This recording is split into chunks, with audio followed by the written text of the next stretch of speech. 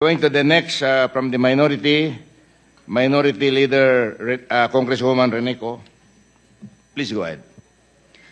Good morning to the Vice President. Good morning to my colleagues.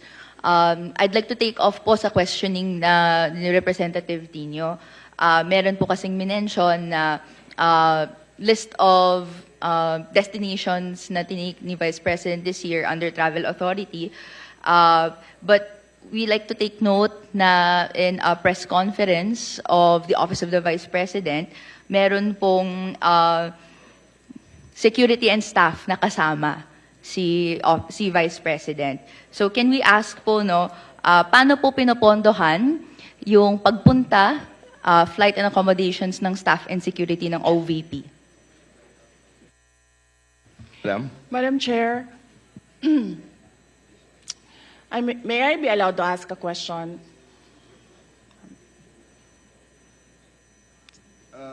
Depende sa nature, Madam Vice President. Yes. Magpinsan po ba si Congressman ko ngayon tsaka si Zaldi ko? Ano po yun? Gusto ko Mr. lang Chair, I can malaman. answer. Are they relatives, sir? Please answer, Congresswoman Rene. I have no familiar relation po to Zaldico or to Representative Zaldico or any of their relatives po. Thank you, Madam Chair. So, Madam Vice Chair. President, please go ahead. Yes. So, we are talking about international travels, as of July 31. So, for two travels in Southeast Asia, for the security, it's 474,646.93 pesos. And for the OVP personnel, these are for two trips, 463,733.6 for a total of 938,379.99. For one trip to Australia, for the security, it's 438,383.26.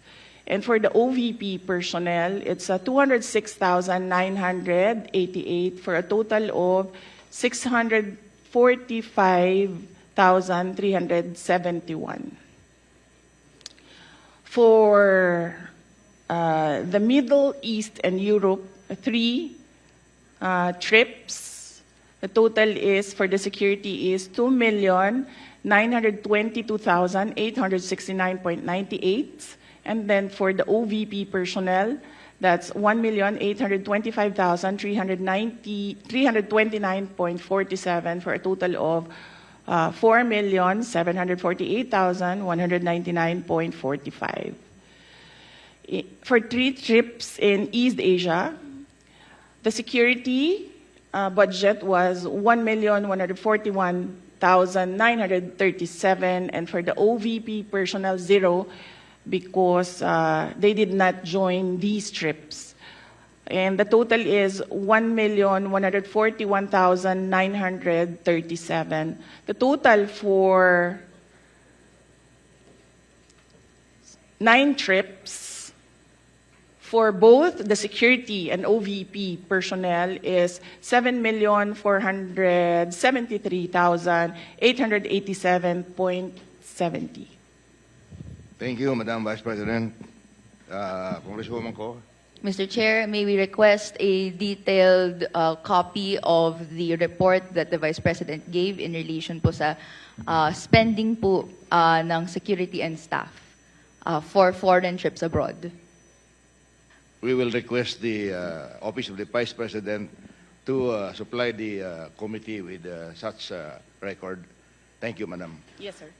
Mr. Chair, I'd like to ask another follow-up question. Ilan po yung staff and security na dala po ng Office of the Vice President in these trips na funded po, na of this breakdown ng fund na binigay?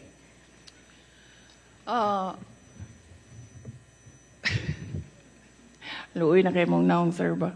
Kanang Madam Chair, for the security, I understand they recommend, the Armed Forces of the Philippines recommend 3 to 4 security personnel, but the Office of the Vice President only approves 2 security personnel.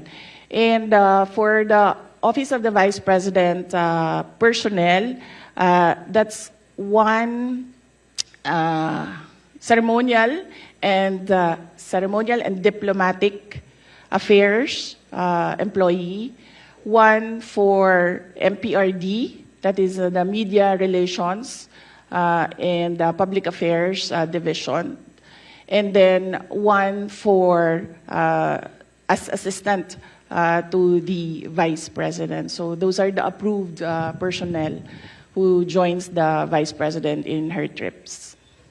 So, to clarify, Mr. Chair, these personnel in total ay sinagot ng OVP fund of totaling 7.4 million pesos sa ating mga foreign trips. Madam Chair, not all foreign trips, as I mentioned. Security is always recommended by the Armed Forces of the Philippines, but some trips do not have OVP personnel because there are only 3 trusted OVP personnel who can do the work that I demand from them, and sometimes they are not available. Okay. Congresswoman Go. Okay, thank you, Madam Chair. So to confirm, ito pong mga trips na to that was mentioned, are these trips personal in nature that required po yung presence ng personnel and staff? Mr. Chair, I believe, with all due respect with my colleague in the minority, I believe the question is irrelevant. Because even if the Vice President travels on her personal capacity, we cannot disassociate herself from the office of the Vice President. She's still the Vice President. The Exactly. reason for the travel is business, but she could also travel in her personal capacity, but she's still the Vice President. So I believe the question is irrelevant. With all due respect with my colleague. Mr. Chair, thank you. just to respond po, no, this is just a mere question, whether the nature of the trip is personal or business po, no, or whether it's official.